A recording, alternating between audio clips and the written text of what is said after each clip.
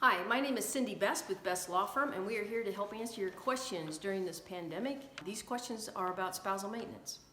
My spousal maintenance award was issued last year, and I have now lost my job. What will happen? Well, that depends an awful lot on what your spousal maintenance says. If you had a court order that was entered into by a judge, it's modifiable, and you can go back to the court and modify it.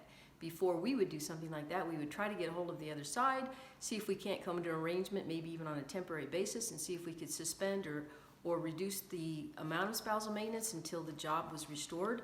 And we would look to see if we met all the legal requirements in order to file a modification. If you had a settlement and it's non-modifiable, that would be a little tougher issue, and we'd have to talk about all the circumstances and facts that surround that. If it's non-modifiable, generally you cannot ever modify it.